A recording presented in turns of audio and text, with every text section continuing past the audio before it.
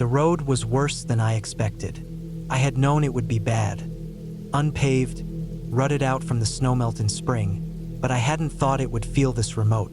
My tires slid in loose gravel, the suspension rocking me back and forth as I wound my way up toward the cabin. The trees pressed in close on both sides, thick with undergrowth, the kind of forest that swallowed the last traces of daylight long before the sun actually set. It was supposed to be a quiet weekend, a break from everything. I had rented a small off-grid cabin deep in the woods, miles from any town, with no cell service and no electricity. That was the appeal. Just me, my thoughts, and the quiet. I had brought a book, some food, and a lantern. The place had a wood stove, a hand pump for water, and an outhouse out back. Simple, but comfortable enough for a few nights. By the time I reached the cabin, the sun had sunk below the treeline, casting long, deep shadows across the clearing. The structure itself was older than I had expected. The listing had made it sound like a rustic but well-maintained getaway, but the reality was a sagging roof, faded wood, and a front door that looked like it had been rehung at least a dozen times. Still, it was standing, and it was mine for the next 3 nights. I parked, stretched my legs, and unloaded my gear. The air was still, and the forest was strangely quiet. No wind, no birds, no distant rustling of small animals in the undergrowth. Just the crunch of my boots against the dirt and the creak of the porch as I stepped up to the door. The key was under a loose board, exactly where the owner had said it would be. The lock turned stiffly, but the door swung open without much resistance. Inside, the air was stale, carrying the scent of old wood, dust, and the faintest trace of something musty. The furniture was simple. A wooden table, 2 mismatched chairs, a narrow cot against the far wall. The wood stove sat in one corner, a pile of firewood stacked beside it. Shelves lined the walls, empty except for a few abandoned jars and a dented metal coffee pot. There were no curtains on the windows, just bare glass reflecting the last of the light outside. I set up my things, unrolled my sleeping bag on the cot, and lit the lantern as the darkness pressed in. The silence felt heavier now. I had grown up camping, used to the sounds of the wilderness at night, the chirp of insects, the rustle of nocturnal creatures going about their business. But here there was nothing, just the crackle of the lantern and my own breathing. I ate a quick dinner, read a few pages of my book, and tried to shake the feeling creeping up the back of my neck.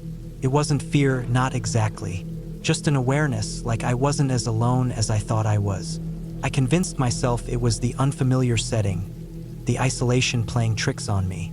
I double-checked the door lock, banked the fire in the stove, and climbed into my sleeping bag. The cot was stiff, and every movement made it groan beneath me. I lay there for a long time, staring at the ceiling, listening. It must have been close to midnight when I first heard it. A soft sound, almost indistinguishable from the silence. A shift of weight on the porch, the faintest creak of a wooden board. My skin prickled. I held my breath, straining to hear past the pounding in my chest. Another sound, this one lower.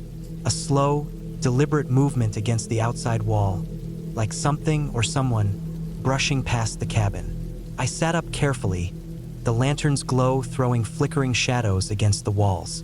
The windows were dark, just black squares cut into the cabin. I thought about calling out, but my throat felt tight.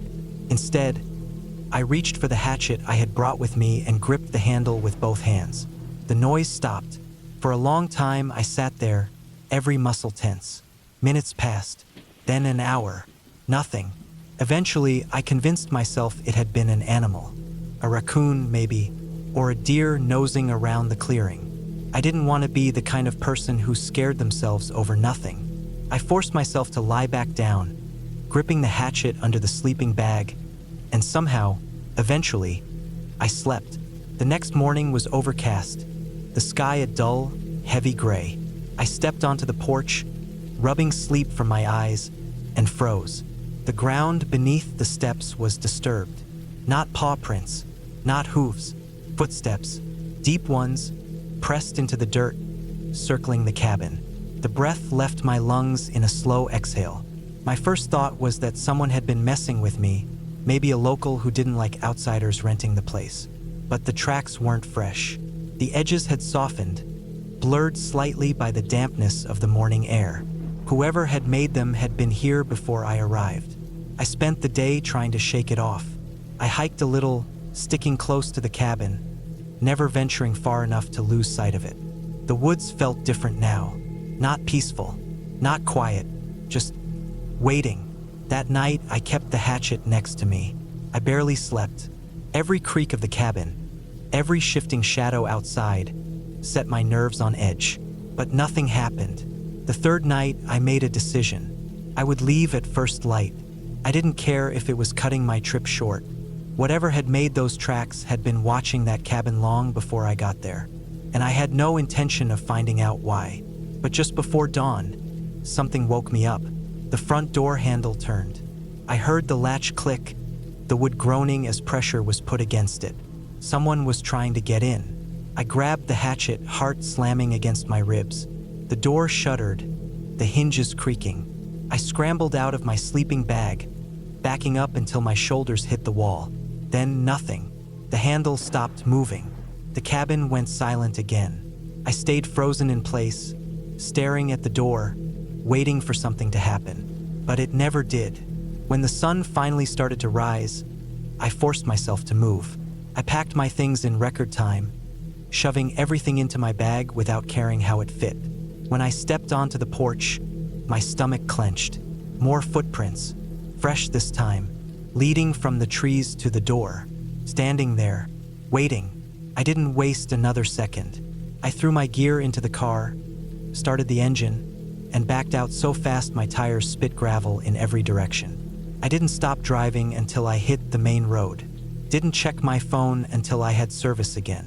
When I finally did, I pulled over, hands shaking, and checked the listing. It was gone. Not marked as unavailable. Not booked by someone else. Just gone. I never found out who had been watching that cabin. I never went back to find out. The road was worse than I expected. I had known it would be bad. Unpaved, rutted out from the snowmelt in spring, but I hadn't thought it would feel this remote. My tires slid in loose gravel, the suspension rocking me back and forth as I wound my way up toward the cabin. The trees pressed in close on both sides, thick with undergrowth, the kind of forest that swallowed the last traces of daylight long before the sun actually set. It was supposed to be a quiet weekend, a break from everything. I had rented a small off-grid cabin deep in the woods, miles from any town, with no cell service and no electricity. That was the appeal. Just me, my thoughts, and the quiet. I had brought a book, some food, and a lantern. The place had a wood stove, a hand pump for water, and an outhouse out back. Simple, but comfortable enough for a few nights. By the time I reached the cabin, the sun had sunk below the tree-line, casting long, deep shadows across the clearing. The structure itself was older than I had expected. The listing had made it sound like a rustic but well-maintained getaway, but the reality was a sagging roof, faded wood, and a front door that looked like it had been rehung at least a dozen times. Still, it was standing, and it was mine for the next 3 nights. I parked, stretched my legs, and unloaded my gear. The air was still, and the forest was strangely quiet. No wind, no birds, no distant rustling of small animals in the undergrowth. Just the crunch of my boots against the dirt and the creak of the porch as I stepped up to the door. The key was under a loose board, exactly where the owner had said it would be. The lock turned stiffly, but the door swung open without much resistance. Inside, the air was stale, carrying the scent of old wood, dust, and the faintest trace of something musty. The furniture was simple. A wooden table, 2 mismatched chairs, a narrow cot against the far wall. The wood stove sat in one corner, a pile of firewood stacked beside it. Shelves lined the walls, empty except for a few abandoned jars and a dented metal coffee pot. There were no curtains on the windows, just bare glass reflecting the last of the light outside. I set up my things, unrolled my sleeping bag on the cot, and lit the lantern as the darkness pressed in. The silence felt heavier now. I had grown up camping, used to the sounds of the wilderness at night. the chirp of insects, the rustle of nocturnal creatures going about their business. But here there was nothing, just the crackle of the lantern and my own breathing. I ate a quick dinner, read a few pages of my book, and tried to shake the feeling creeping up the back of my neck. It wasn't fear, not exactly, just an awareness like I wasn't as alone as I thought I was. I convinced myself it was the unfamiliar setting, the isolation playing tricks on me. I double-checked the door lock, banked the fire in the stove, and climbed into my sleeping bag. The cot was stiff, and every movement made it groan beneath me. I lay there for a long time, staring at the ceiling, listening. It must have been close to midnight when I first heard it. A soft sound, almost indistinguishable from the silence. A shift of weight on the porch, the faintest creak of a wooden board. My skin prickled. I held my breath, straining to hear past the pounding in my chest. Another sound, this one lower. A slow, deliberate movement against the outside wall, like something or someone brushing past the cabin. I sat up carefully, the lantern's glow throwing flickering shadows against the walls. The windows were dark, just black squares cut into the cabin. I thought about calling out, but my throat felt tight. Instead, I reached for the hatchet I had brought with me and gripped the handle with both hands. The noise stopped. For a long time, I sat there, every muscle tense. Minutes passed, then an hour. Nothing. Eventually, I convinced myself it had been an animal. A raccoon, maybe, or a deer nosing around the clearing. I didn't want to be the kind of person who scared themselves over nothing. I forced myself to lie back down, gripping the hatchet under the sleeping bag, and somehow, eventually, I slept. The next morning was overcast, the sky a dull, heavy gray. I stepped onto the porch, rubbing sleep from my eyes, and froze. The ground beneath the steps was disturbed. Not paw prints, not hooves, footsteps, deep ones, pressed into the dirt, circling the cabin. The breath left my lungs in a slow exhale. My first thought was that someone had been messing with me, maybe a local who didn't like outsiders renting the place. But the tracks weren't fresh. The edges had softened, blurred slightly by the dampness of the morning air. Whoever had made them had been here before I arrived. I spent the day trying to shake it off. I hiked a little, sticking close to the cabin, never venturing far enough to lose sight of it. The woods felt different now. Not peaceful, not quiet, just waiting. That night, I kept the hatchet next to me. I barely slept. Every creak of the cabin, every shifting shadow outside, set my nerves on edge. But nothing happened. The third night, I made a decision. I would leave at first light. I didn't care if it was cutting my trip short. Whatever had made those tracks had been watching that cabin long before I got there, and I had no intention of finding out why. But just before dawn, something woke me up. The front door handle turned. I heard the latch click, the wood groaning as pressure was put against it. Someone was trying to get in. I grabbed the hatchet, heart slamming against my ribs. The door shuddered, the hinges creaking. I scrambled out of my sleeping bag, backing up until my shoulders hit the wall. Then nothing. The handle stopped moving. The cabin went silent again. I stayed frozen in place, staring at the door, waiting for something to happen. But it never did. When the sun finally started to rise, I forced myself to move. I packed my things in record time, shoving everything into my bag without caring how it fit. When I stepped onto the porch, my stomach clenched. More footprints, fresh this time, leading from the trees to the door. Standing there, waiting, I didn't waste another second. I threw my gear into the car, started the engine, and backed out so fast my tires spit gravel in every direction. I didn't stop driving until I hit the main road. Didn't check my phone until I had service again. When I finally did, I pulled over, hands shaking, and checked the listing. It was gone. Not marked as unavailable. Not booked by someone else. Just gone. I never found out who had been watching that cabin. I never went back to find out. I needed to get away. Work had been a nightmare. The city felt like it was closing in on me, and I couldn't remember the last time I had more than a few hours of peace. When my friend offered me his family's old hunting cabin for the weekend, I jumped on it. He said it hadn't been used in a few years, but that everything should still be in working order. He gave me the directions, warned me that cell service would be spotty at best, and told me to enjoy the quiet. That was exactly what I wanted. The drive took me nearly 5 hours. The last hour was on a barely maintained dirt road, winding deeper into the woods. It was the kind of place where you didn't just stumble upon a cabin. You had to know it was there. Trees stretched high on both sides, the road narrowing so much in some places that I had to check twice to make sure I hadn't veered off onto an animal trail. My SUV handled it fine, though I knew I'd have a hell of a time getting out if it rained.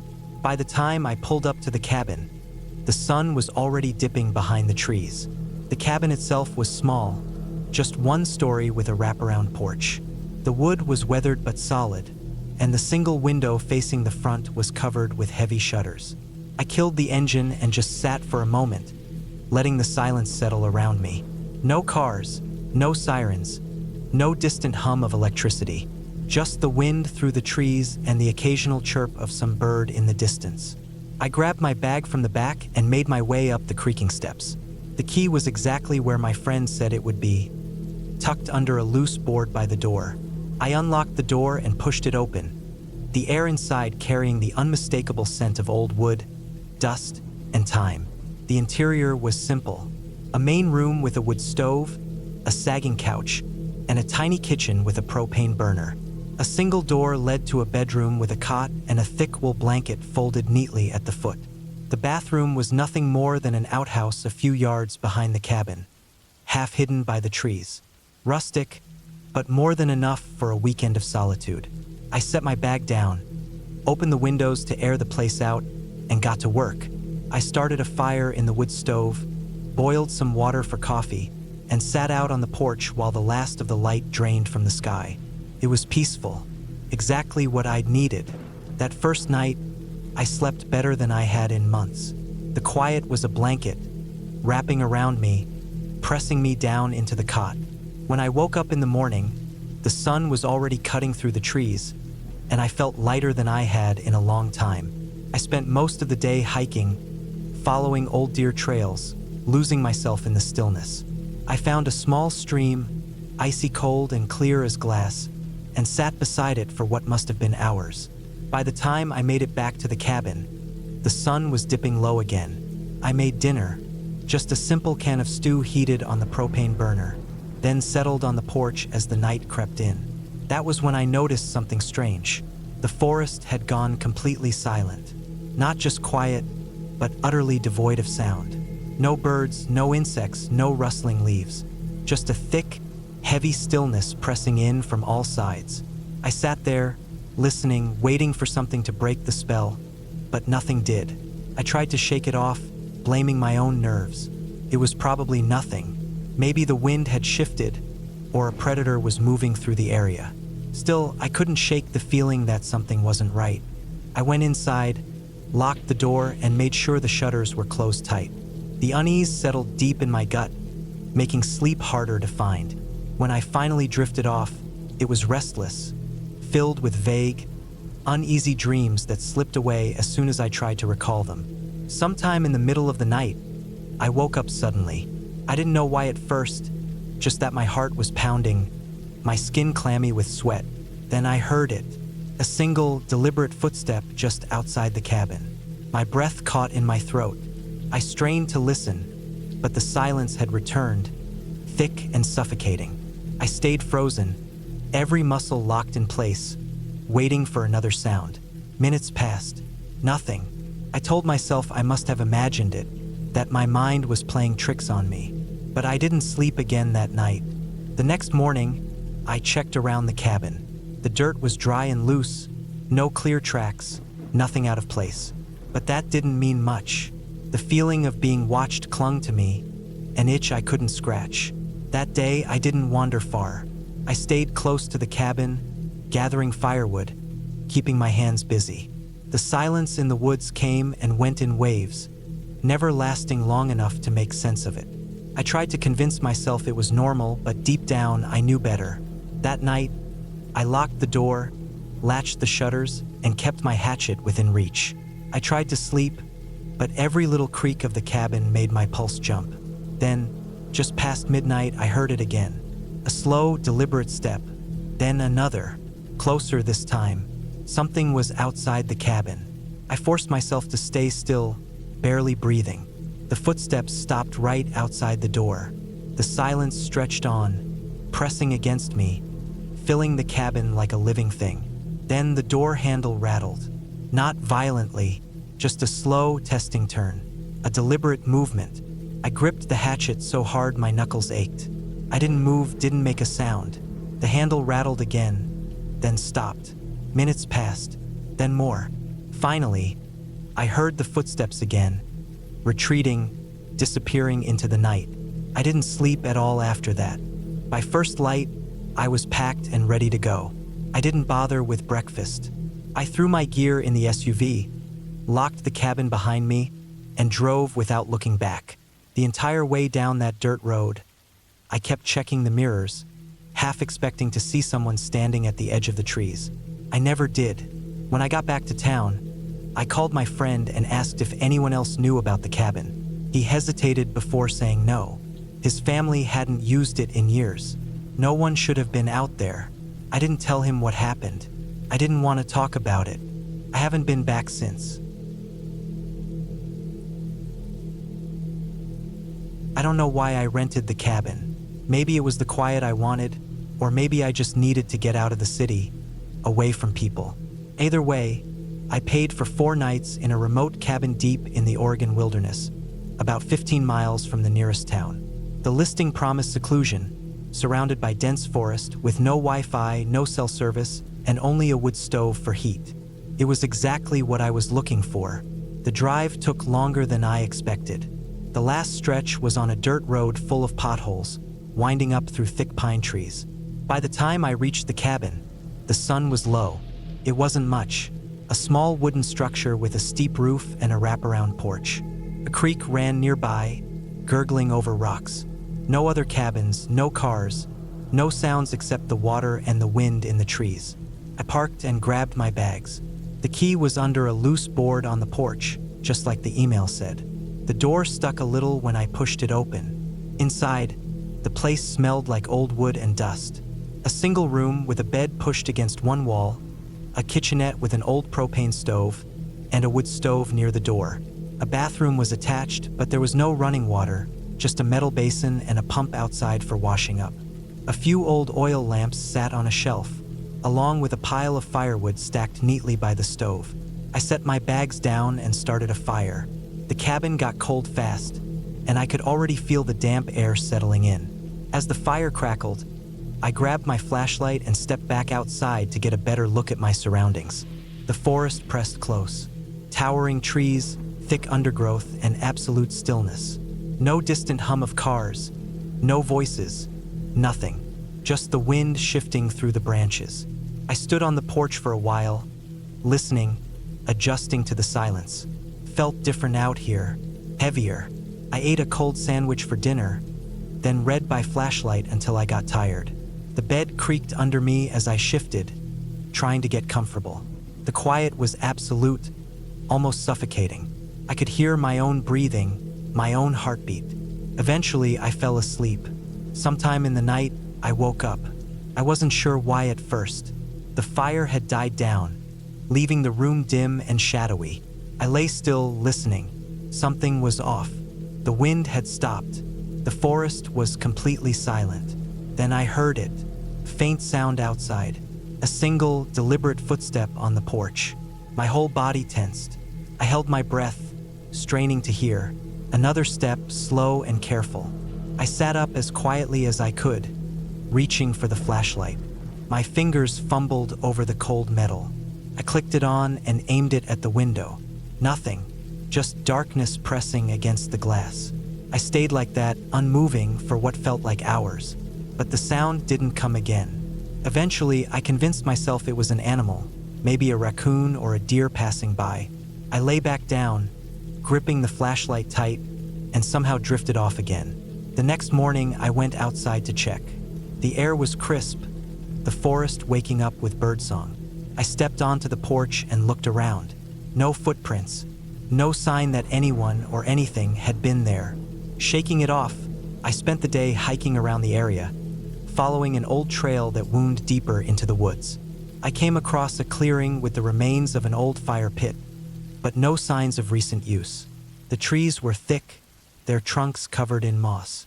It was beautiful, but there was an odd feeling in the air, something I couldn't quite place, like the forest was watching. I got back to the cabin before dark, made a fire, and sat outside on the porch as the sky dimmed. The quiet settled in again, heavier than before. Then, just as I was about to go inside, I saw it. Something moved in the trees. A shadow, a figure standing just beyond the tree line, half hidden in the undergrowth. I froze, my pulse slamming in my ears. It didn't move, didn't make a sound, just stood there. I turned my flashlight on, aiming it toward the trees. The beam cut through the darkness, but there was nothing there. I exhaled shakily, backing toward the door. Maybe I was seeing things. Maybe my mind was playing tricks on me. I locked the door behind me, shoved a chair against it just in case, and stayed awake for a long time, listening. I didn't sleep much that night. By the third day, I wanted to leave. I told myself I was being paranoid, but I couldn't shake the unease curling in my gut. Every time I stepped outside, I felt exposed, like something unseen was watching from the trees. I packed up my things that evening, planning to leave first thing in the morning. I didn't want to drive that dirt road in the dark, not with how rough it was. That night, as I lay in bed, I heard it again. Not footsteps this time, breathing, close, just outside the window. My stomach turned to ice.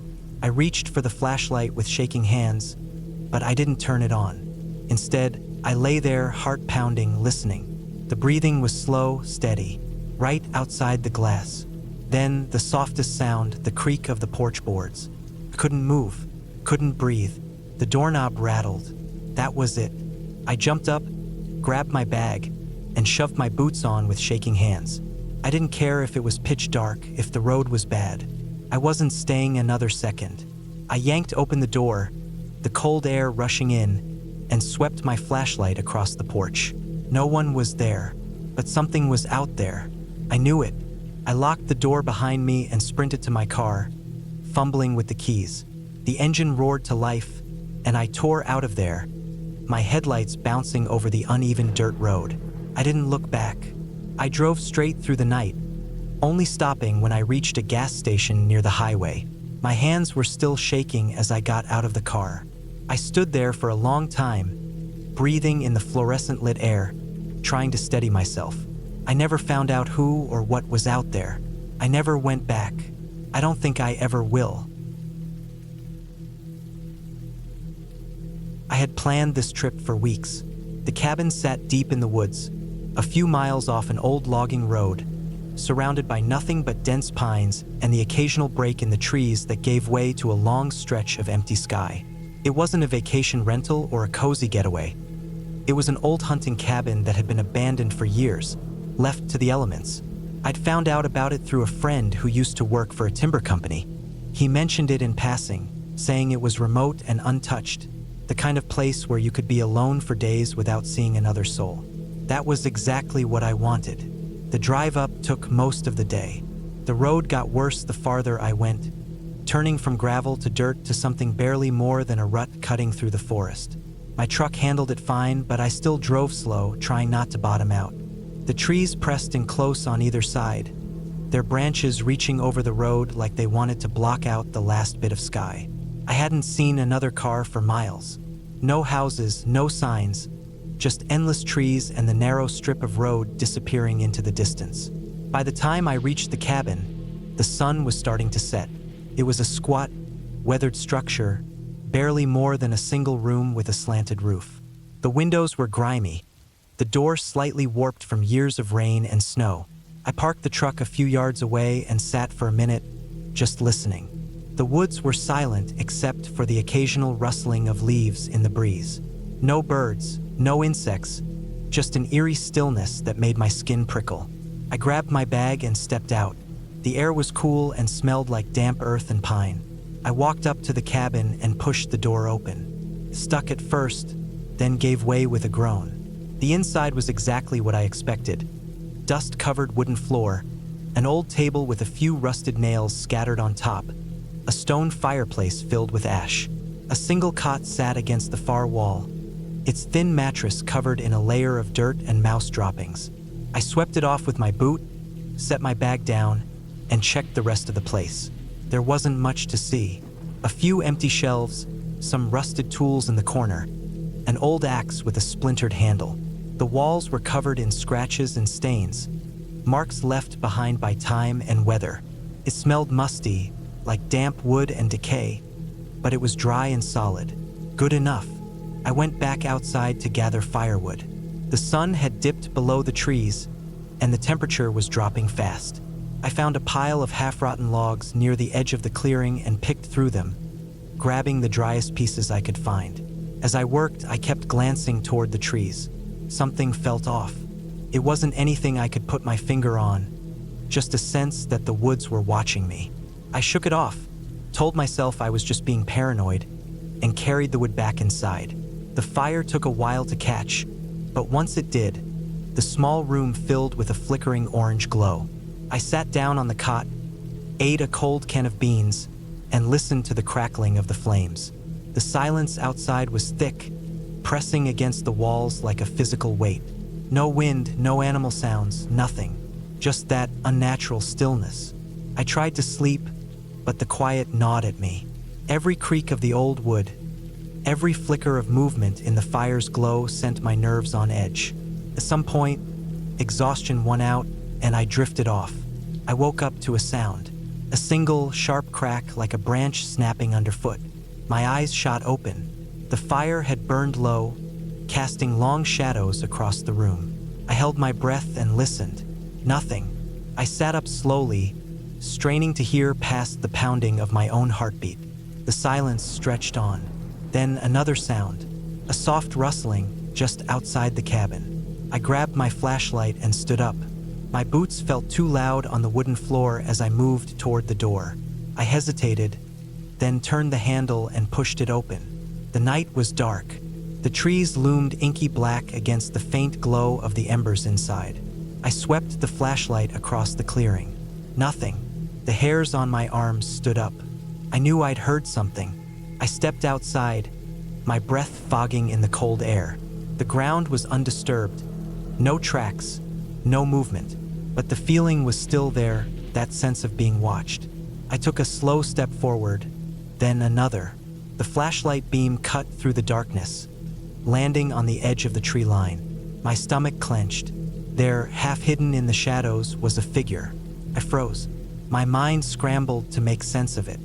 At first, I thought it was just a tree, some trick of the light. But then it moved. A slow, deliberate shift, just enough to let me know it wasn't my imagination. I took a step back toward the cabin, my breath coming faster. The figure didn't move closer, didn't react at all. It just stood there, barely visible, watching. I went inside and shut the door, locked it. My hands were shaking. I backed away, grabbed my knife from my pack, and sat by the fire, staring at the door. The rest of the night passed in tense silence. I didn't sleep. Every time my eyes started to close, I thought I heard something outside. Movement, breathing, the faintest whisper of footsteps. When dawn finally came, I opened the door and stepped outside. The clearing was empty. The figure was gone. But on the ground, right where it had been standing, was a single boot print. I didn't stay to investigate. I packed my things, threw them in the truck, and left without looking back. I didn't tell anyone about what happened. I didn't try to rationalize it. All I know is that something was out there that night, watching, waiting, and I have no intention of ever going back to find out what it wanted.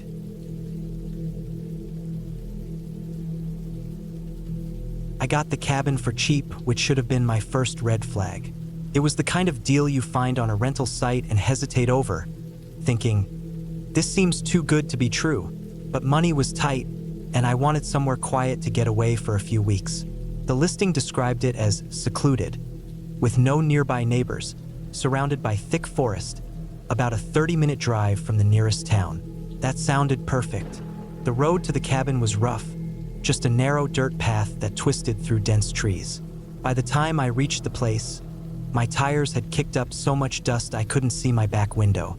The cabin itself was simple, a small single-story structure with a covered porch and a metal roof that looked rusted in spots.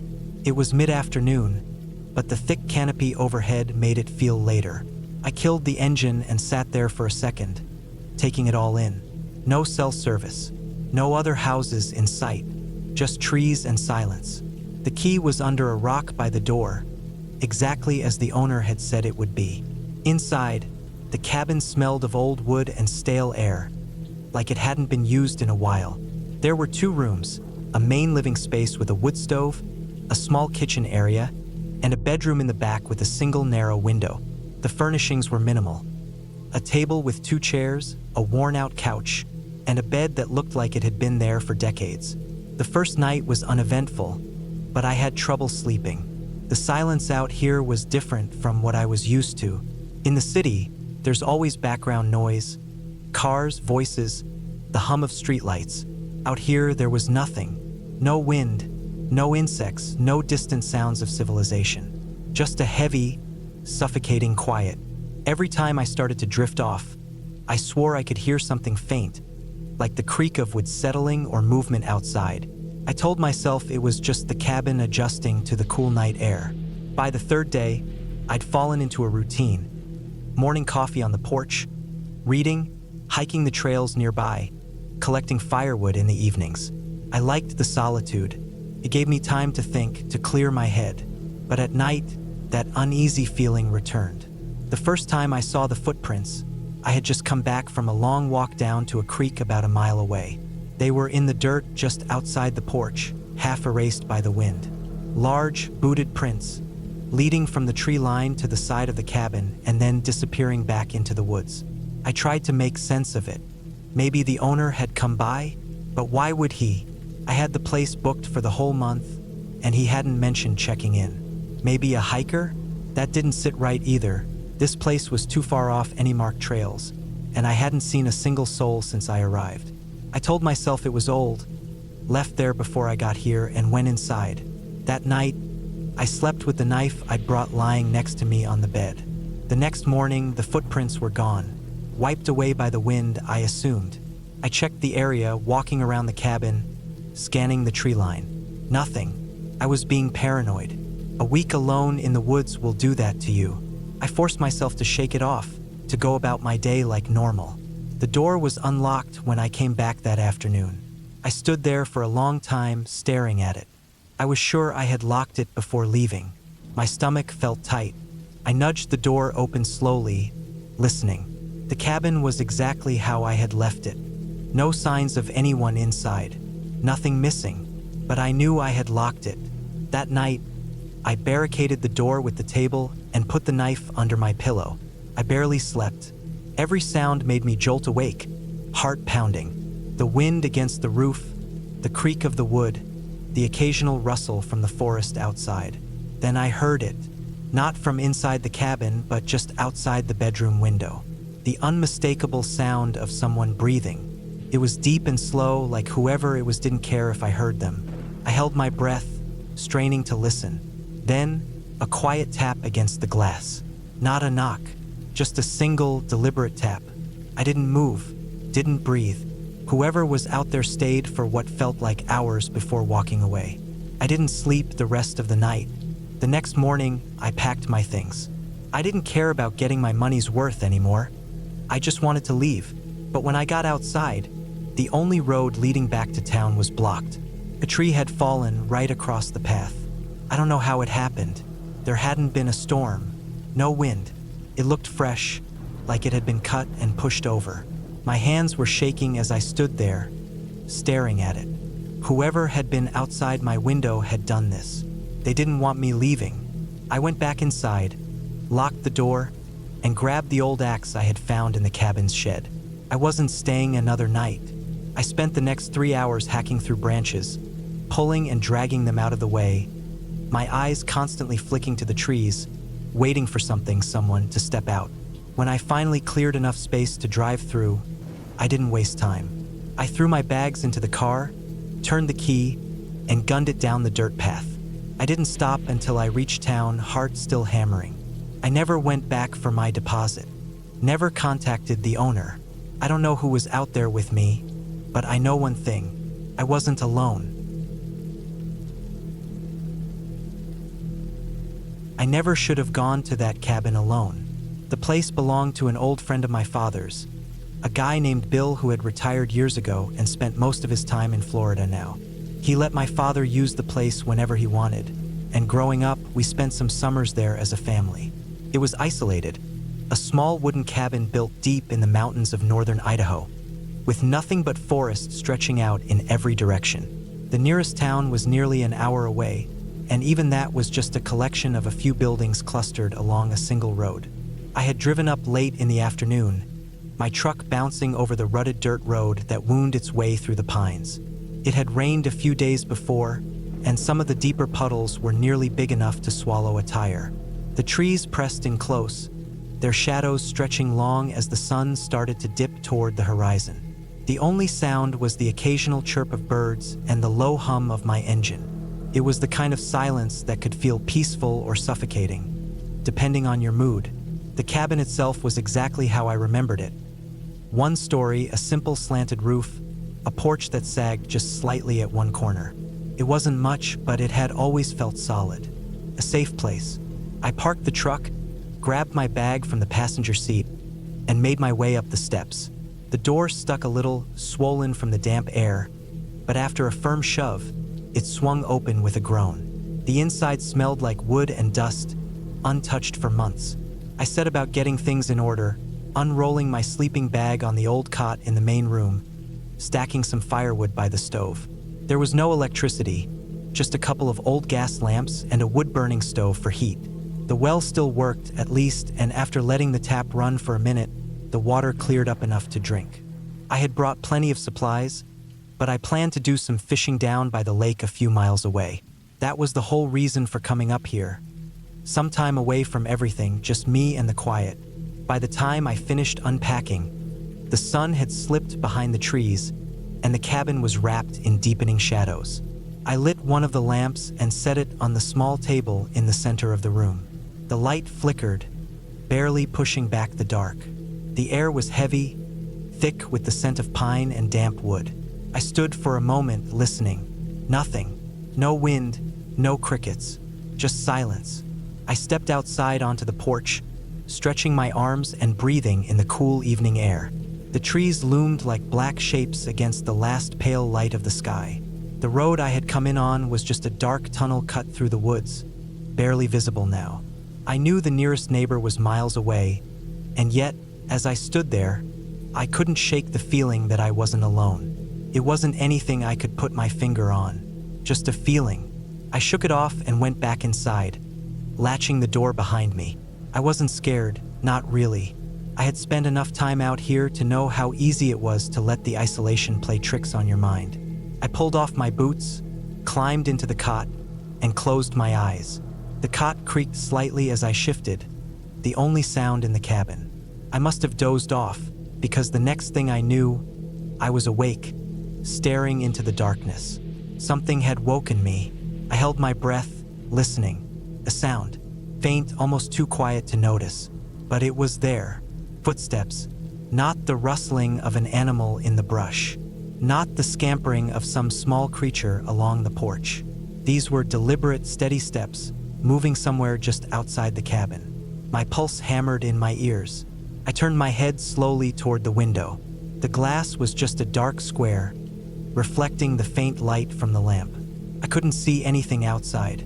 The footsteps stopped. I lay there, waiting, every muscle in my body tense. Seconds stretched into minutes. Nothing. Maybe it was nothing. Maybe my mind had twisted the sounds of the woods into something they weren't. I sat up slowly, reaching for the flashlight on the small table beside the cot. My fingers wrapped around the metal and I clicked it on. The beam cut across the room, steady and bright. I swung it toward the window, half expecting to see a face staring in at me. Nothing, just the trees beyond. I exhaled, feeling a little foolish. I set the flashlight down, lay back down, and stared at the ceiling. Then I heard it again. A slow, deliberate creak from the porch. I sat up fast, heart pounding. I had locked the door, but that suddenly felt like a flimsy barrier. My mind raced. If someone was out there, they had no reason to be. There was no reason for anyone to be miles deep in the woods in the middle of the night, standing on my porch. I grabbed the knife I kept with my gear and slid out of the cot, moving silently toward the door. I pressed my ear against the wood.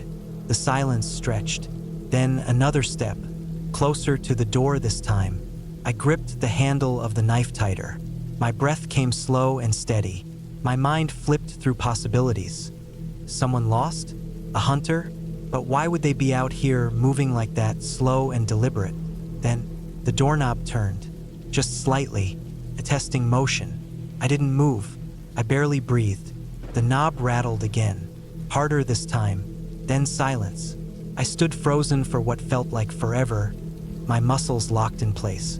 Finally, after what had to be at least an hour, I moved toward the window, careful to stay out of direct sight. I angled my head, peering out just enough to see. Nothing. The porch was empty. The woods beyond, dark and still. I didn't sleep for the rest of the night. When the first light of dawn finally crept through the trees, I packed my things and left. I didn't waste time. I loaded up the truck, double-checked that I hadn't left anything behind, and got in. As I pulled away, my eyes flicked to the porch one last time, and then I saw them. Footprints, large human prints, leading from the edge of the trees to my door. But there were no prints leading away, just the ones coming in. I pulled my truck up the long, winding dirt road, the crunch of tires on loose gravel the only sound in the dense forest surrounding me. I had rented the cabin site unseen, one of those online listings with a handful of pictures that didn't give much detail beyond a promise of solitude and a place to get away. That was what I wanted, needed really, just some time to reset, away from people, away from the constant buzz of everyday life. The place wasn't much to look at when I arrived. The pictures had been taken at flattering angles, but in person, the cabin looked older, a little more run down than I expected. The wood was weathered, the front porch sagged a little, and the whole structure leaned just slightly to the left. It was remote, though, deep in the forest with no sign of other people for miles. That part, at least, was true. I killed the engine and sat in the quiet for a moment. The air was thick with the smell of pine and damp earth. Birds called to each other in the canopy above, and somewhere in the distance, a branch snapped. Probably a deer. I wasn't worried about wildlife. I had spent enough time in the woods to know that most animals wanted nothing to do with humans. I grabbed my bag from the passenger seat and climbed out. The cabin's front door was unlocked, just as the owner had promised in the confirmation email.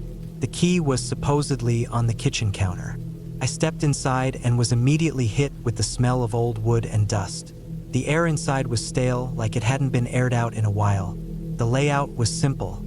A small living area with a worn-out couch and a fireplace, a kitchenette with a tiny stove and a mini fridge, and a single bedroom with a full-size bed.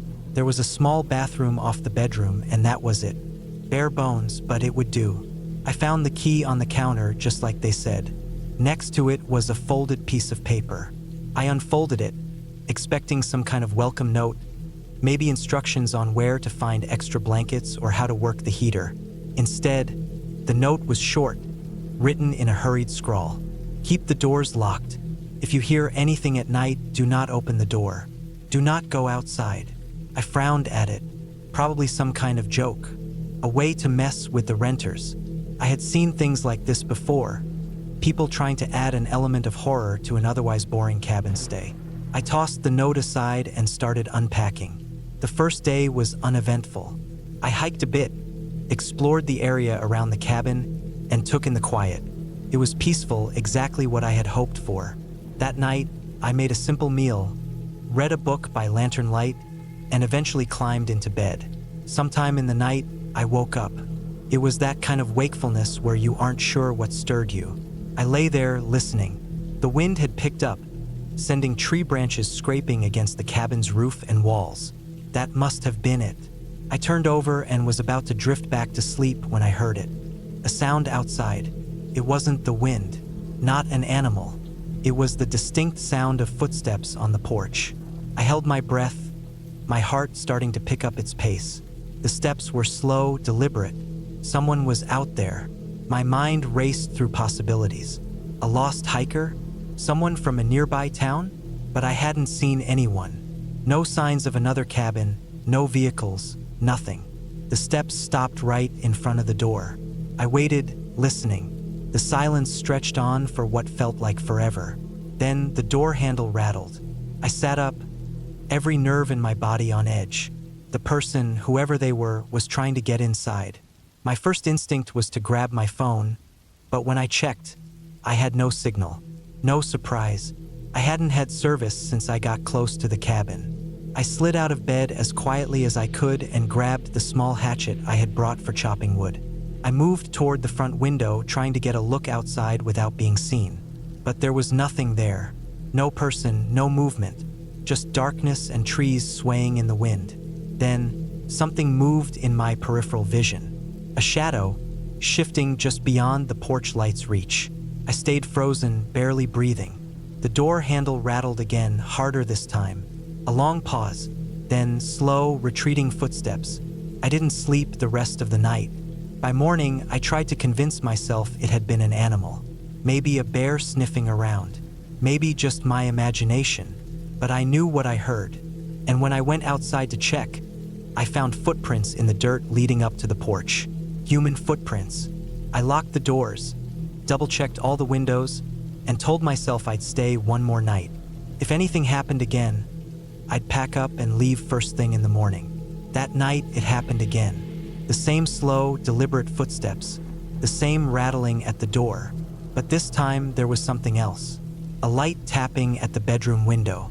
I stayed in bed, gripping the hatchet, forcing myself not to move. The tapping continued, light and rhythmic. Then a pause. Then another tap.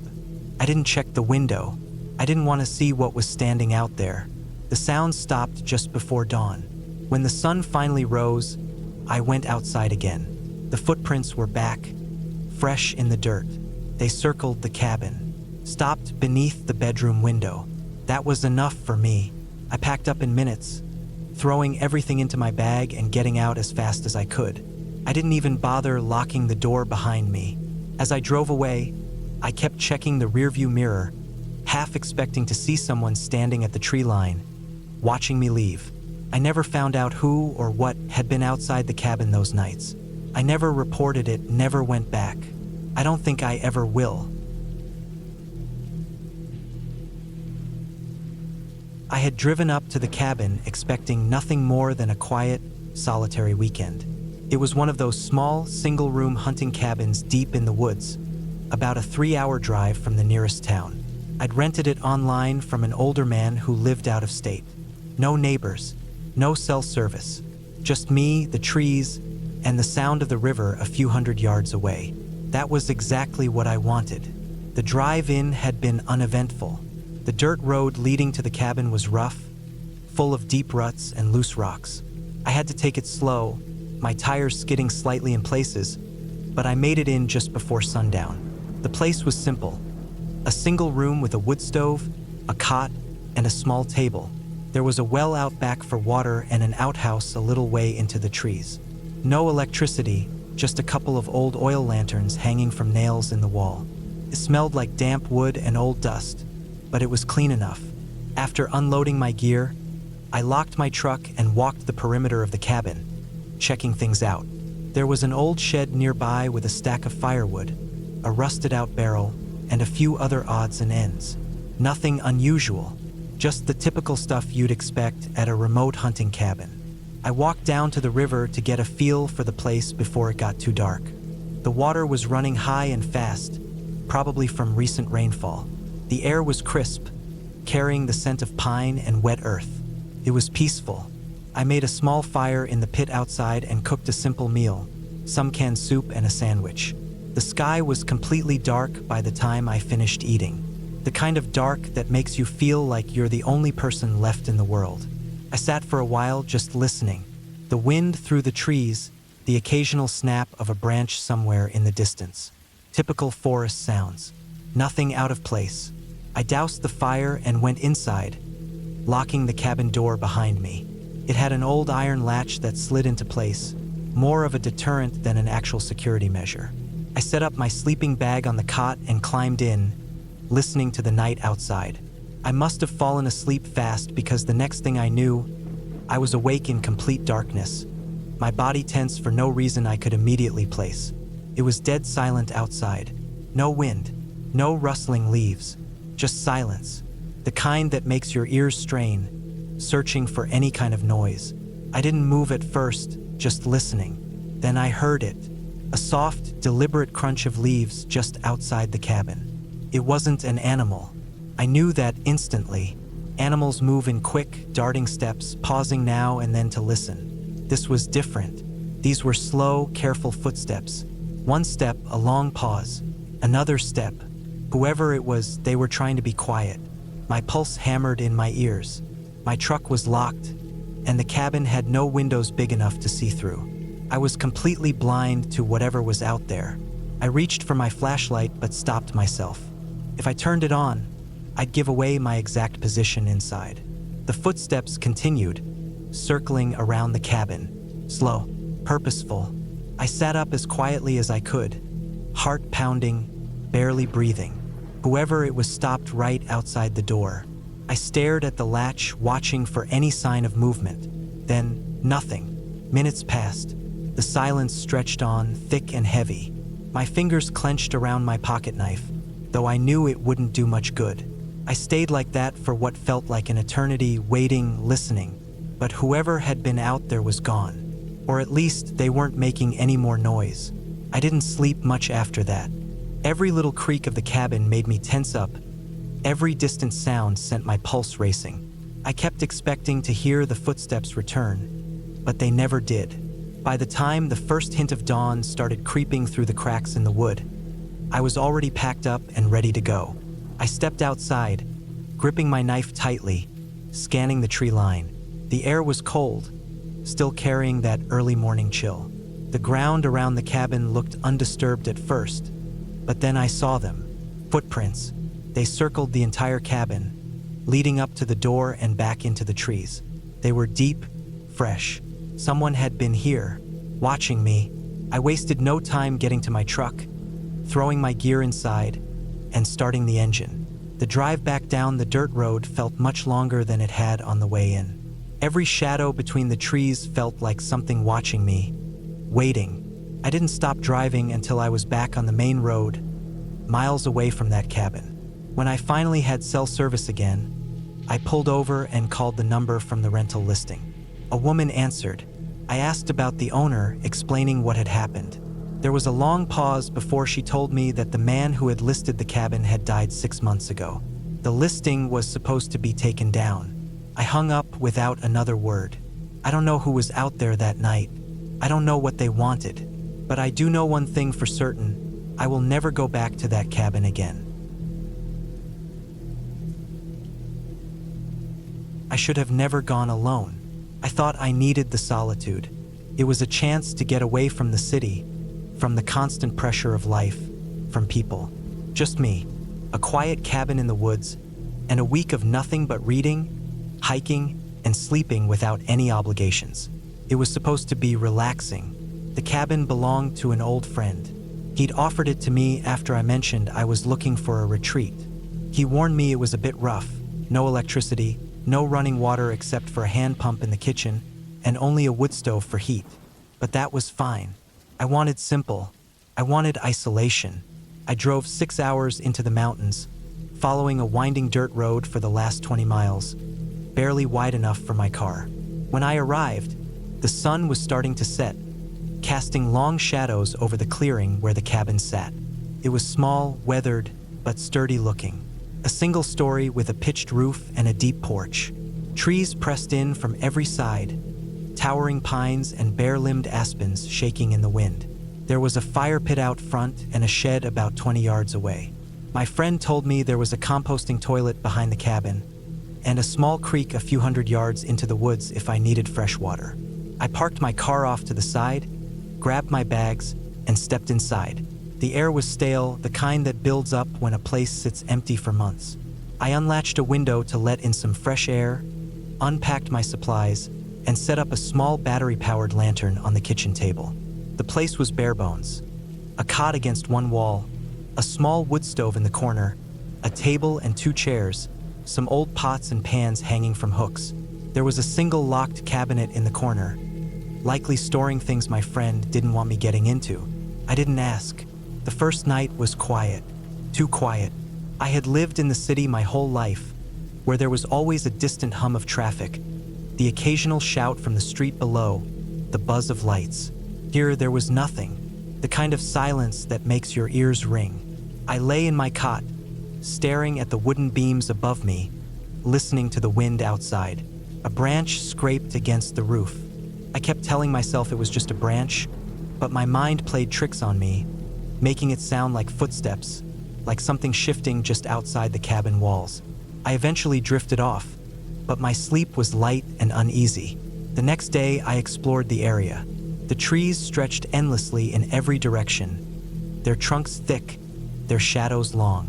I found the creek, ice cold and clear, running over smooth stones. The shed was filled with chopped wood, tools, and a few rusted-out pieces of old machinery. Everything seemed fine, normal. That night, it started again. That sound. At first, it was just outside, somewhere in the trees. A snapping branch, a rustle in the undergrowth. Animals, I told myself. But as the night dragged on, it came closer, more deliberate. Something walking. I sat up in my cot, holding my breath. The sound moved around the cabin, slow, heavy, not quite human, not quite animal. The porch creaked under weight. I strained my ears, my pulse hammering in my skull. Then, nothing. I don't know how long I sat there, waiting, my skin clammy and cold. Eventually, exhaustion won. I woke up stiff, my back aching. The sun was rising, pale light pushing through the trees. I stepped outside and checked around the cabin. No tracks, no disturbances. Maybe I had imagined it. The third night, I knew I hadn't. It started again, but this time, there was no hesitation. The sound came straight to the cabin. Slow, deliberate steps. Something heavy. The porch groaned. My breath caught in my throat. I hadn't lit the wood stove that night, so there was no firelight. Just the faint blue glow from my lantern. Then the doorknob rattled. A slow, deliberate test. Pull, then a push. Not forceful. Not rushed. Just testing. My skin went ice cold. I reached for the knife I kept beside my cot, gripping it so tight my knuckles ached. The doorknob stilled. Then the window, the one I had cracked open that first day. I had latched it before bed, but now it wiggled, like someone was pressing against it. I didn't move. I didn't breathe. Minutes passed, maybe hours. I didn't know. I stayed awake until the first light of dawn. I found prints in the dirt. Not animal, not barefoot. Boots, heavy, deep. Someone had been out there. Someone had walked the perimeter of my cabin, stood on my porch, tested my door, my window. I should have packed up then, driven away, but a stupid part of me refused to be scared off by some trespasser. The fourth night, I barricaded the door with the table, kept my knife close, my lantern off. I didn't sleep. I listened, came back. This time I heard breathing, slow, steady, just outside the window. Then a dragging sound, something being pulled through the dirt. My stomach twisted. I wanted to move to check, but I stayed frozen. The sound circled the cabin. Once, twice, then silence. The first light, I checked outside. Deep grooves in the dirt, like something heavy had been dragged right past the cabin, leading into the trees. I couldn't do it anymore. I packed my bags, threw everything into my car, and peeled out of there so fast I barely registered the deep gouges in the dirt road, like something heavy had been dragged across it. I didn't stop driving until I reached the main highway, my hands shaking so badly I could barely hold the wheel. A few days later, my friend called. said he was heading up to check on the cabin. I told him not to. I told him what happened. He laughed it off, said it was probably some vagrant or some local messing with me, said I was overreacting. Then he went up there and found the lock on the cabinet broken, the rifle inside missing, and deep, bloody drag marks leading from the porch into the trees. I had never been one for cabin trips. I liked the idea of solitude, but something about being completely cut off from the outside world never sat right with me. But when an old friend of mine offered me a chance to stay at his family's remote hunting cabin deep in the Montana wilderness, I figured I'd give it a shot. He assured me it had all the essentials, with stove, plenty of dry firewood, a stocked pantry, even a small generator if I needed it. It seemed perfect. A full week away from everything, just me and the quiet. The drive out there took most of the day. The last hour of it was spent on an unmarked dirt road. Nothing but towering pines on either side. The ground was frozen solid, patches of snow sticking around in the shaded areas. The deeper I went, the more I realized how isolated this place was. I hadn't seen another house for miles, and my cell signal had dropped off completely about 15 minutes back. When I finally spotted the cabin, a small structure nestled between the trees at the end of the path, I felt an odd mix of relief and unease. It was basic but solid.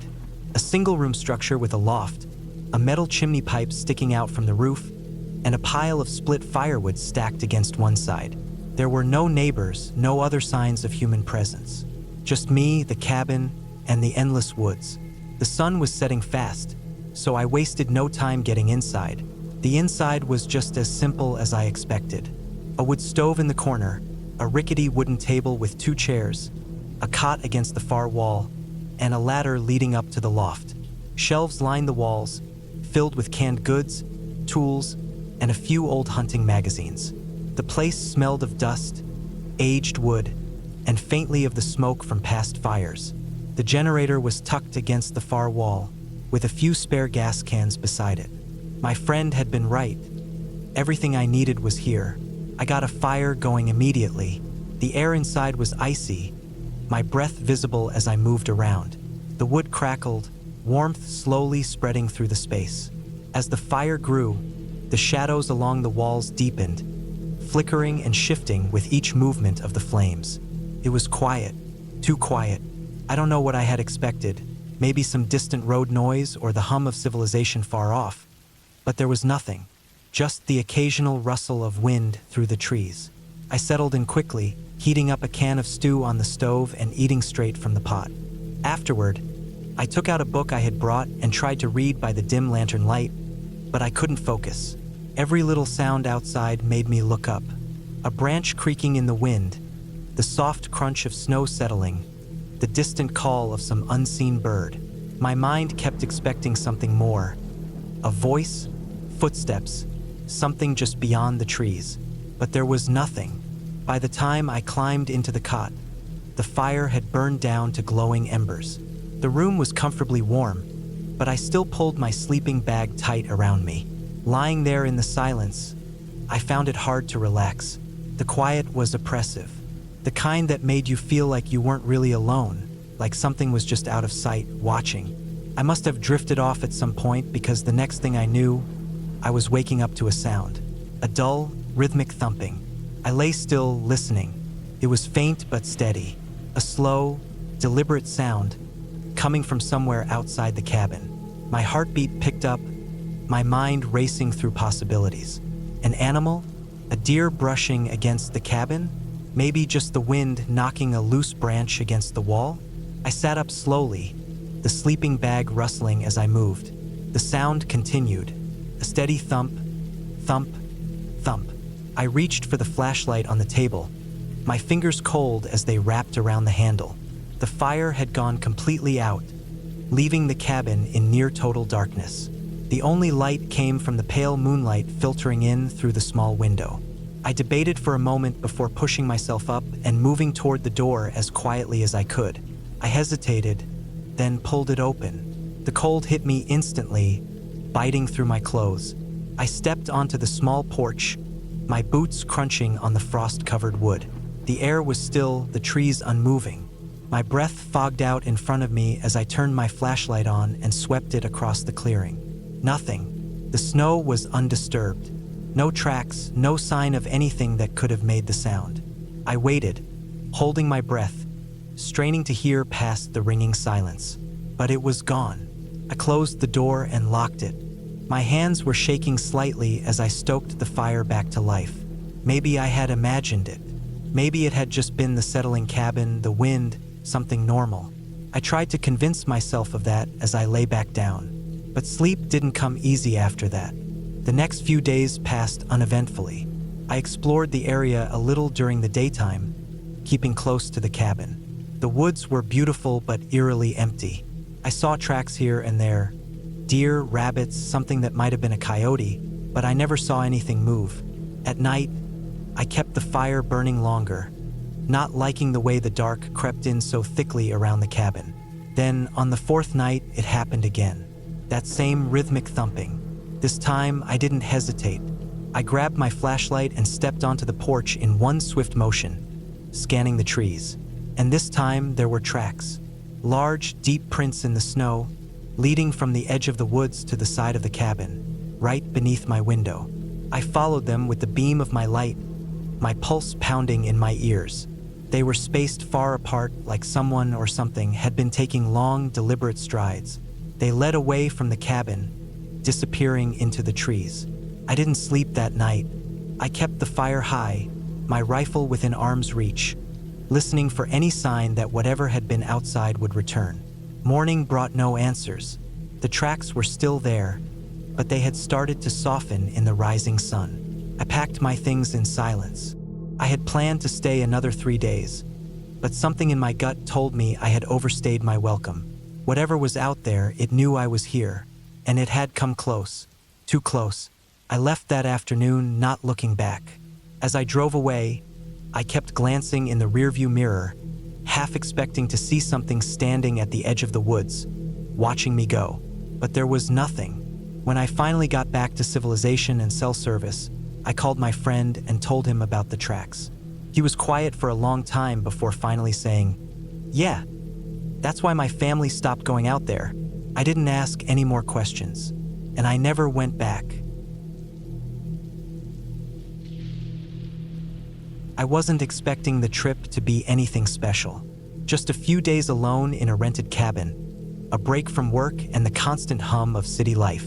I had found the place online, buried in a list of cheap off-season rentals. It was small, remote, and simple, exactly what I wanted. A dirt road led a few miles into the trees to a clearing where the cabin sat, surrounded by thick pines and a steep hill behind it. No neighbors, no cell service, just quiet. I arrived late in the afternoon, the sun low in the sky. The road had been rougher than I expected, and by the time I parked, my hands were stiff from gripping the wheel. The cabin was smaller than it looked in the pictures, but I didn't mind. A single-story structure with weathered wood siding and a tin roof. It had a front porch with a couple of old chairs and a woodpile stacked against the side. There was a shed out back, half hidden by trees. I had no reason to go in there. Inside, the cabin was basic. A single room with a bed in one corner, a wood stove, a table with 2 chairs, and a small kitchenette. A door at the back led to a tiny bathroom. The place smelled like old wood and dust, but it was clean enough. I set my bags down, got a fire going in the stove, and settled in for a quiet evening. By the time the sun had fully set, the temperature had dropped fast. I hadn't expected it to be this cold. The wind picked up, rushing through the trees outside, making the walls creak. It was the kind of silence that wasn't really silent. Even with no other people for miles, the woods still made their own sounds. Branches shifting, distant animal calls, the occasional rustling of something moving through the undergrowth. I sat by the fire, reading, letting the warmth soak in. At some point, I dozed off.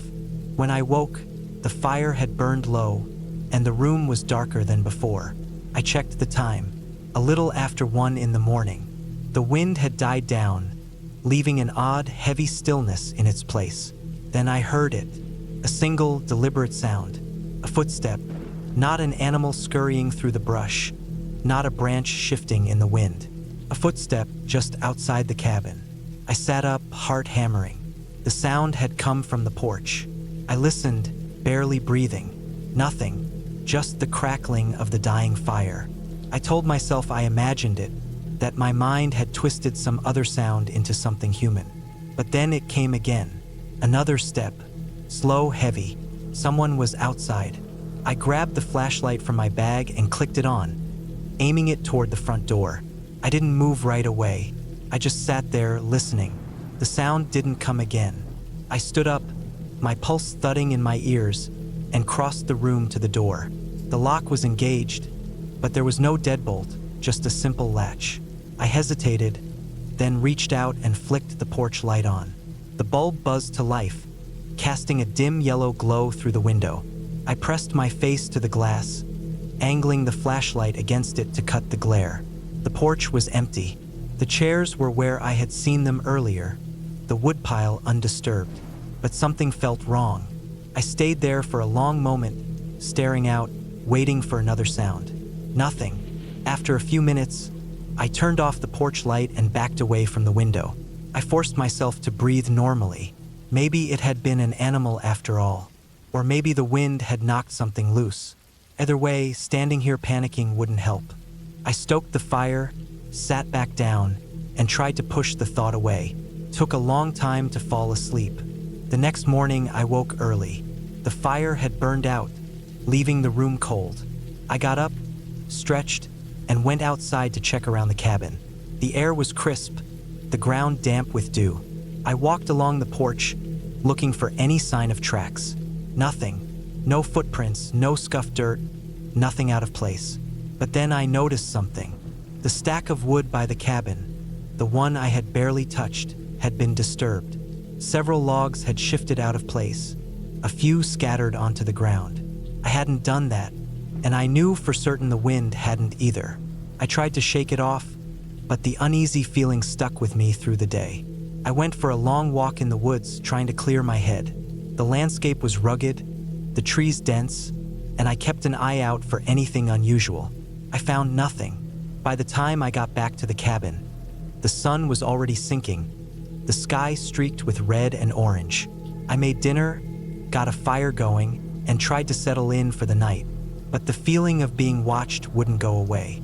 Every time I glanced at the windows, I half expected to see something staring back at me.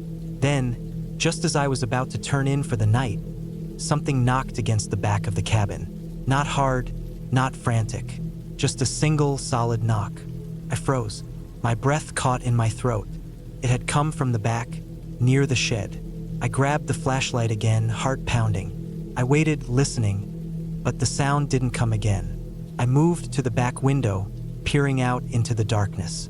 The flashlight beam barely cut through the night. The shed stood there, half hidden by trees, its door slightly ajar. I hadn't opened it. The door had been closed when I arrived.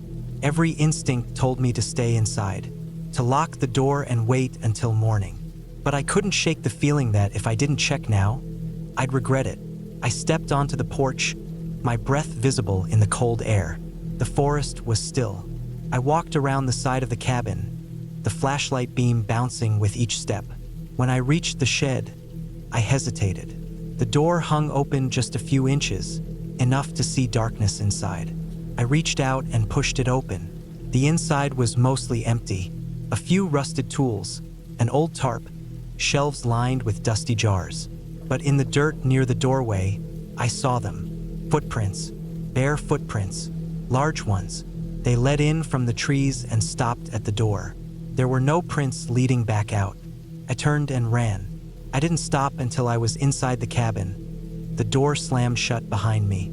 I locked it, shoved a chair under the handle, and grabbed the hatchet from my bag.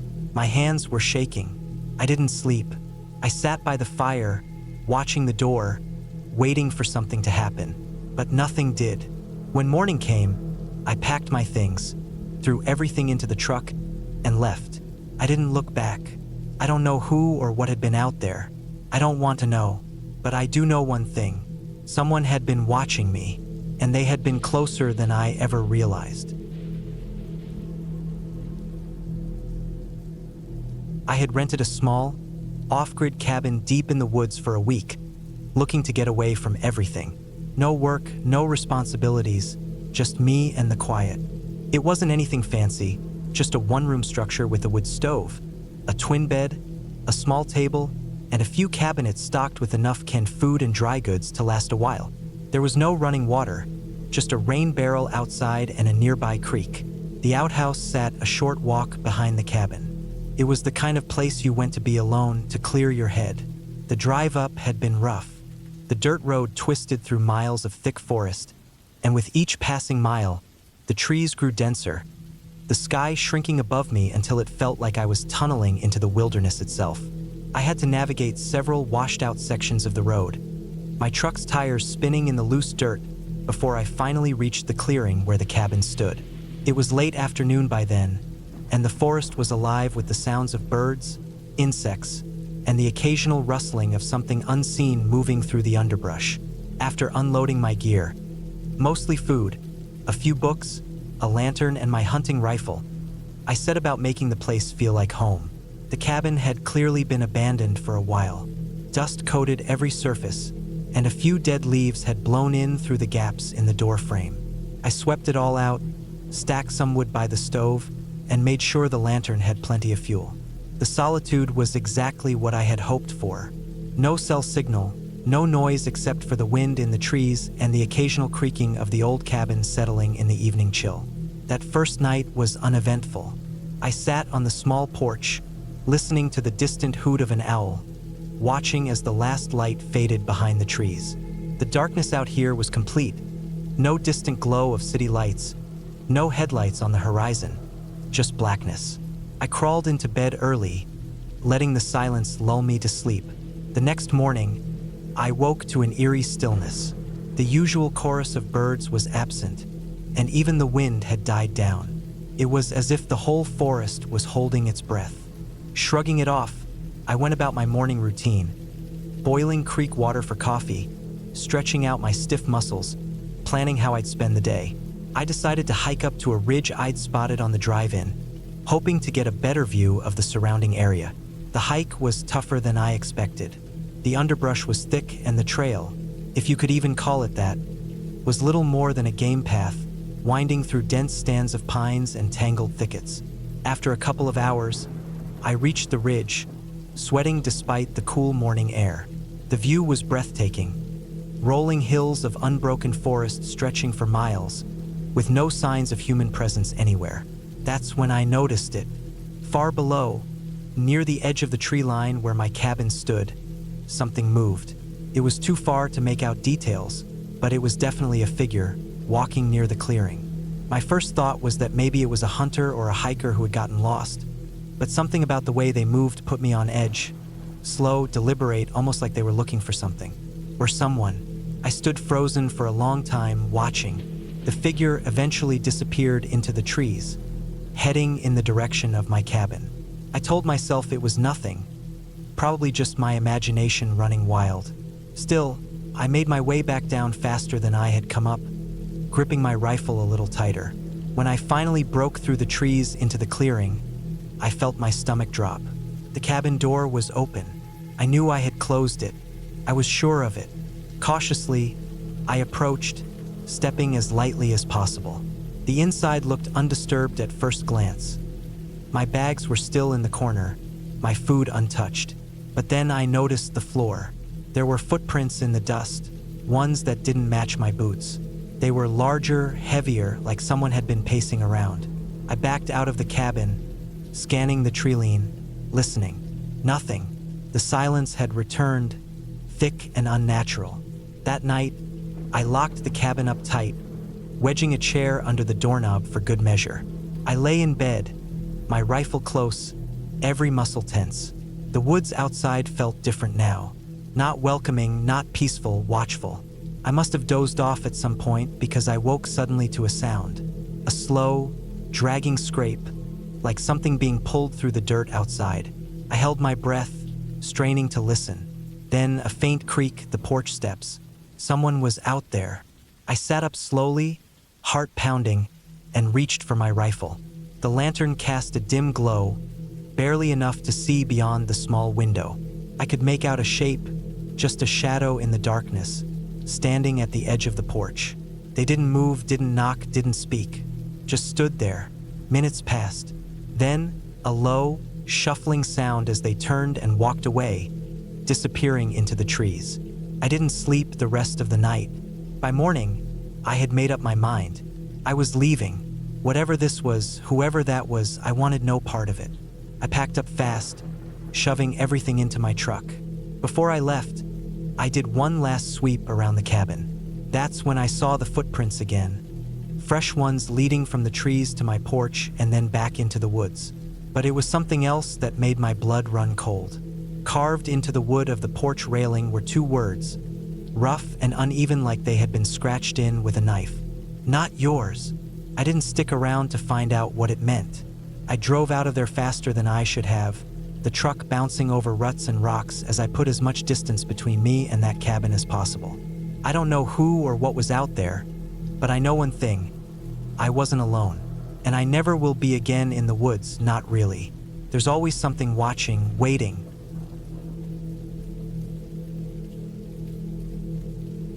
I had been looking forward to the cabin trip for weeks. It was late September, the leaves had turned bright shades of red and orange, and the air was crisp enough that I could see my breath in the mornings. The cabin itself was a rental, something I had booked online after scouring through dozens of listings. It was deep in the woods, miles from the nearest town, exactly the kind of isolation I needed. No cell service, no noise from the road, no people. Just me, the trees, and the quiet. The drive out was long, mostly dirt roads winding through thick forest. I passed the occasional hunting camp or an old farmhouse set far back from the road, but otherwise I was alone. My truck bounced over potholes and loose gravel, kicking up dust behind me. By the time I reached the turnoff for the cabin, the sun was beginning to sink behind the trees. The cabin itself was small but sturdy, made of dark logs with a stone chimney on one side. It sat in a clearing, a small porch out front with a single rocking chair. The key was in a lockbox near the door, and after fumbling with the combination for a moment, I got it open.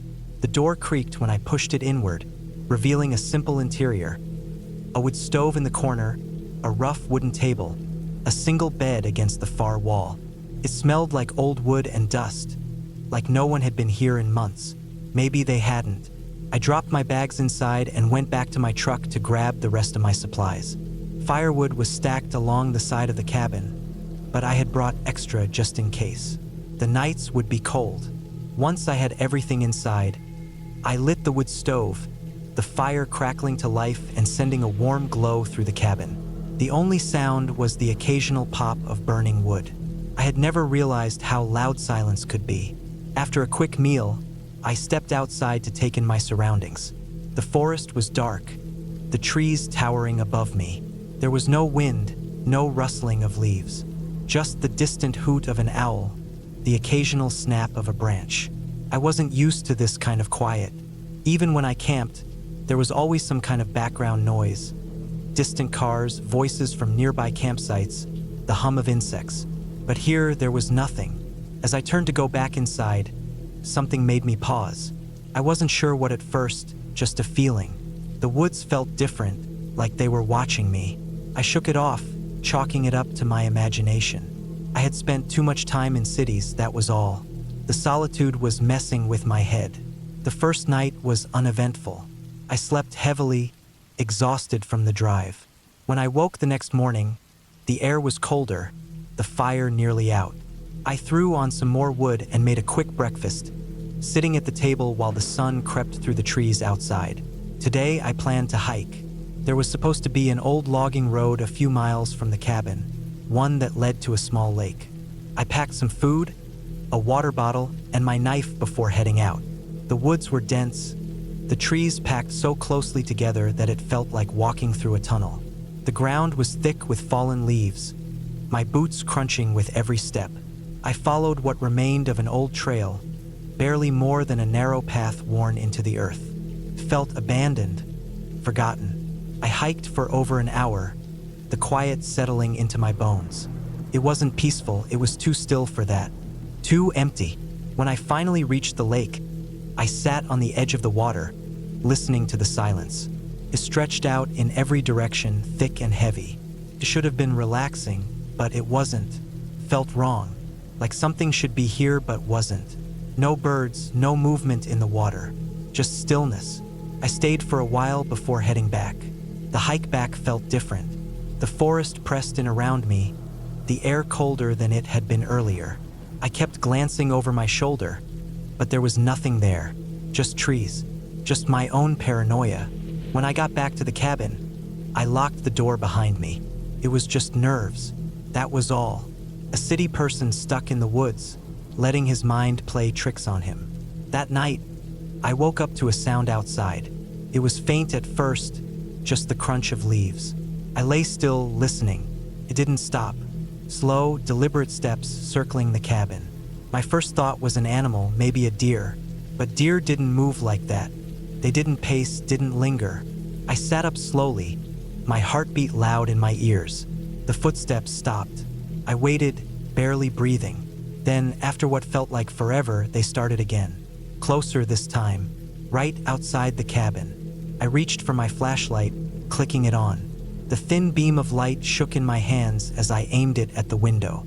Nothing, just darkness. I stayed awake for hours, waiting, but the footsteps didn't return. Eventually, exhaustion took over, and I drifted into uneasy sleep. The next day, I checked around the cabin for tracks. The ground was covered in leaves, too many to show footprints. But I knew what I had heard. Something had been out there, watching, waiting. I spent the day inside, keeping the fire going, listening for any sound from the woods. By nightfall, the fear had settled deep in my gut. I wasn't alone out here. I didn't know what was out there, but I knew I wasn't alone. That night, the footsteps returned. This time, they didn't stop at the edge of the clearing. They came right up to the door. I sat frozen, my knife in one hand, flashlight in the other. The handle rattled, just once, just enough to tell me that whatever was out there wasn't an animal. I didn't move, didn't breathe. Minutes stretched into hours. Finally, just before dawn, the footsteps retreated. Slow, deliberate, then silence. As soon as the sun came up, I packed my things. I didn't care about the rental agreement. I didn't care about the money I had spent. I wasn't staying another night. I loaded up my truck, checking over my shoulder the entire time. As I pulled onto the dirt road, I glanced back at the cabin. It stood silent in the morning light, nothing out of place. But I knew what had happened. I knew something had been out there, watching me, testing me. I didn't stop driving until I was hours away, back in civilization. Even then, I kept looking in my rearview mirror, half expecting to see something following me. I don't know what was out there in those woods. I don't think I ever want to know. But I know one thing for sure, I'll never go back to that cabin again. The road up to the cabin was in rough shape. It wasn't paved, just a long stretch of dirt and gravel winding up into the mountains, barely wide enough for my truck. Deep ruts from old rainstorms made the ride bumpy, and every now and then, the tires kicked up loose rock that clattered against the undercarriage. It had taken longer than expected to get up here, but I was finally close. The sun had dipped low behind the ridge, casting long shadows through the trees, and the air had that crisp bite to it that only came in late autumn. I had rented the place for a week. It was one of those old cabins built decades ago, meant for hunting trips and weekend getaways. The owner had listed it as rustic, which was usually code for no plumbing and questionable insulation, but I didn't mind. I wanted the isolation, a break from everything. Just me, the woods, and a stack of firewood to keep me warm at night. The cabin sat at the end of a small clearing, tucked between a dense patch of pines. It was smaller than I expected, a simple log structure with a steeply pitched roof and a front porch that sagged slightly on one side. The windows were dark, and the only sound was the wind moving through the trees. I parked the truck beside it, stretching my legs after the long drive. The door was locked, just like the owner had said it would be, and I fished the key out of my pocket. The lock was old and stubborn, but after a few tries, It clicked open. The inside smelled like dust and aged wood. It was a single-room cabin with a stone fireplace along one wall and a cot tucked into the corner. A rickety table sat near the window, and a wood-burning stove stood next to a stack of split logs. No electricity, no running water, just a lantern and a few candles on a shelf. I set my gear down and checked the place over. There wasn't much to check. A few shelves, a closet with some spare blankets, and a door in the back that led to what I assumed was an old outhouse. It was simple, but it would do. By the time I had settled in, the sun was gone, and the temperature had dropped sharply. I built a fire in the stove, the dry wood catching quickly, and the small cabin filled with a comfortable heat. I ate a quick meal from my pack and sat on the cot, listening to the wind outside. It had picked up, rushing through the trees with a hollow sound. Sometime in the night, I woke up. The fire had burned low, and the cabin was darker than before. For a moment, I wasn't sure why I had woken up. Then I heard it, a sound just outside, near the trees, a crunch of leaves, slow and deliberate. I sat up, my pulse quickening. The wind had died down, leaving only the faint rustle of branches against the roof. I strained to listen, but the sound was gone. Maybe it was an animal, a deer or something smaller, moving through the underbrush, but it had sounded close, too close. I got up and grabbed the flashlight from my bag.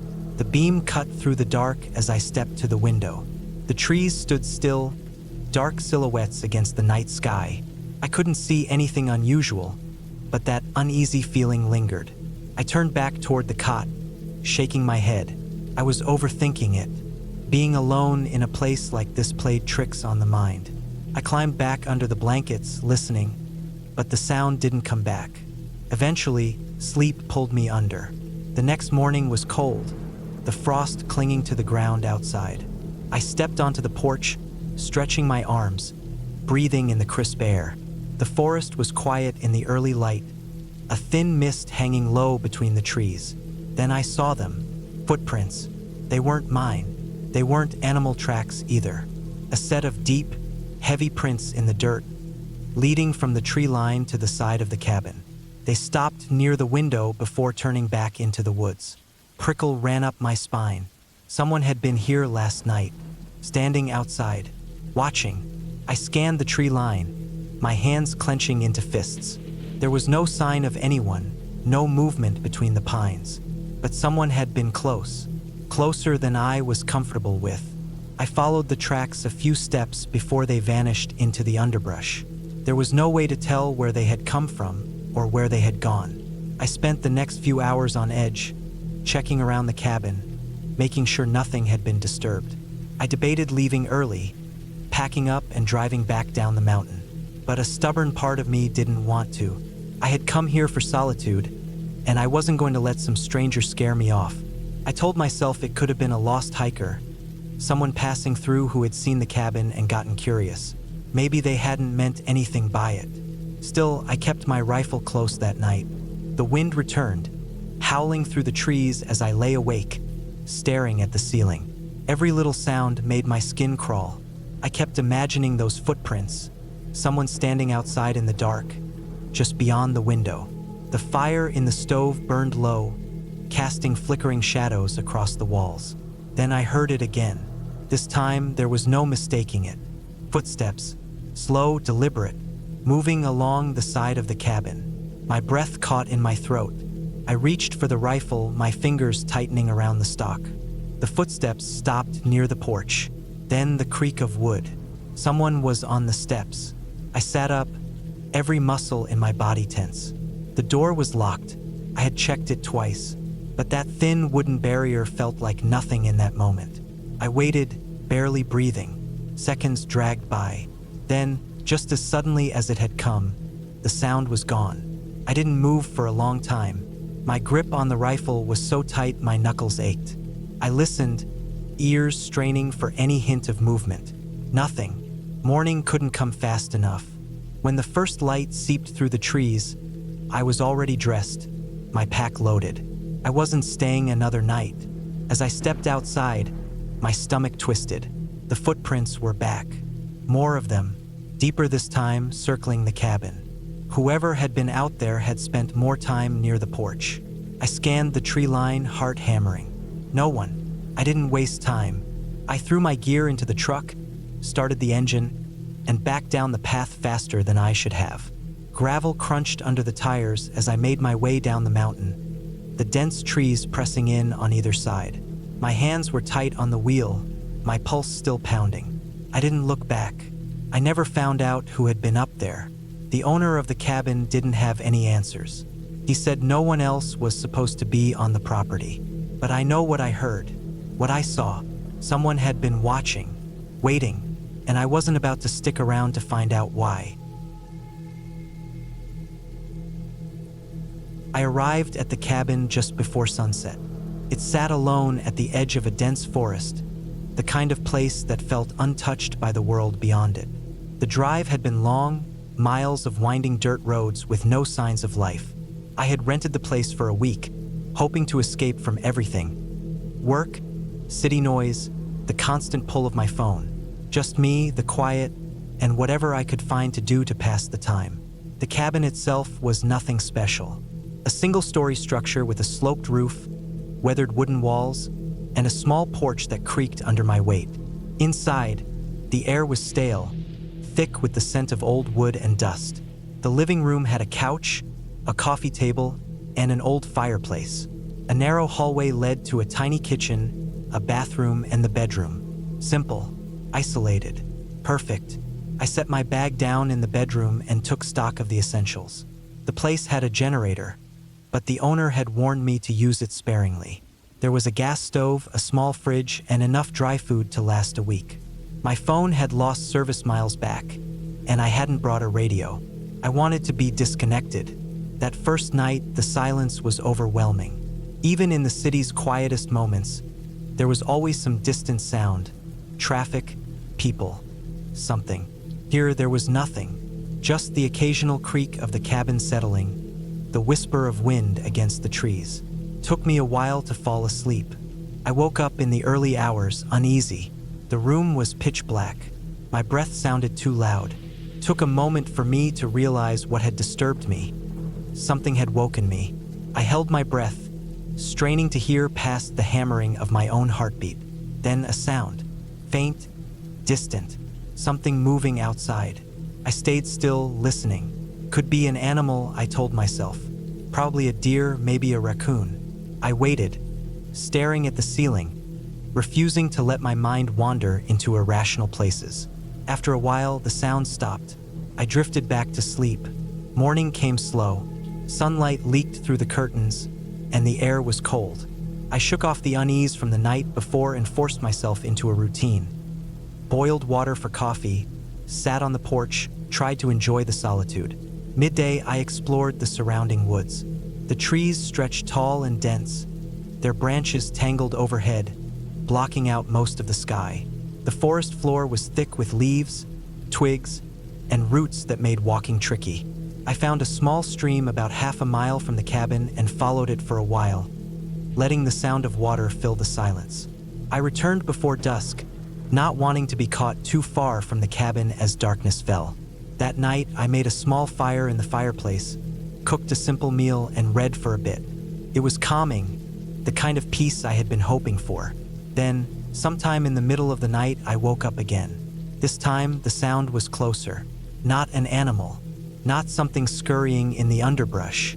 It was the sound of footsteps, slow, deliberate, moving outside the cabin. I stayed still, my body rigid. The footsteps stopped near the front porch. My pulse pounded in my ears. I lay there, frozen, listening. Minutes passed. Then, the footsteps moved again, circling the cabin, slow and steady, like someone was walking the perimeter. I forced myself to breathe silently, keeping my movements minimal. The sound continued for what felt like forever, then stopped. I strained to hear, waiting, but nothing came after that. I stayed awake until the first light of dawn crept through the window.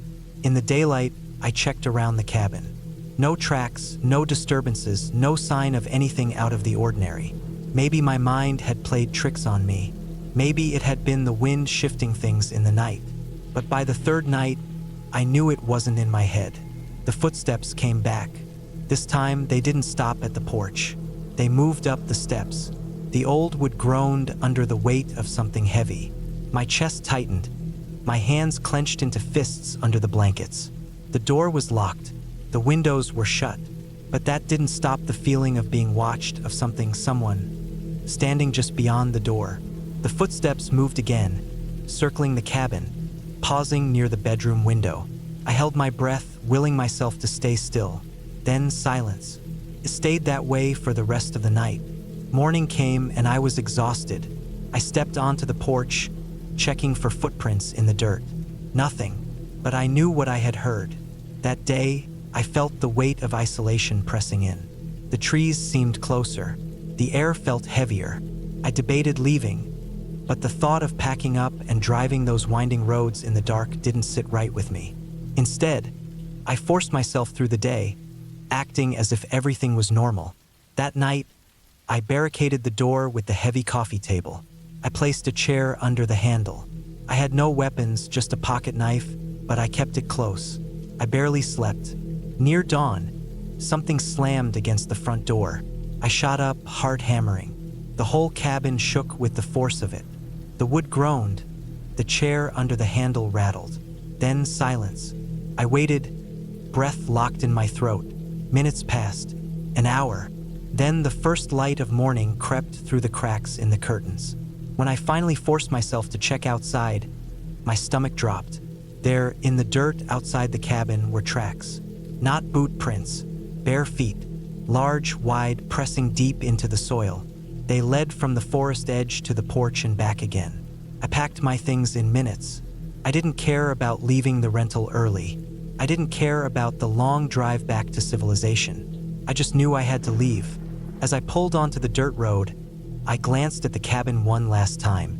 The porch, the front door, the shadowed windows. And then, in the tree line, something moved.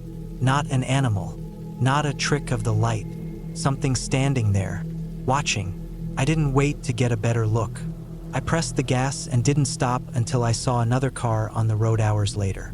I never looked back, and I never went back to that cabin.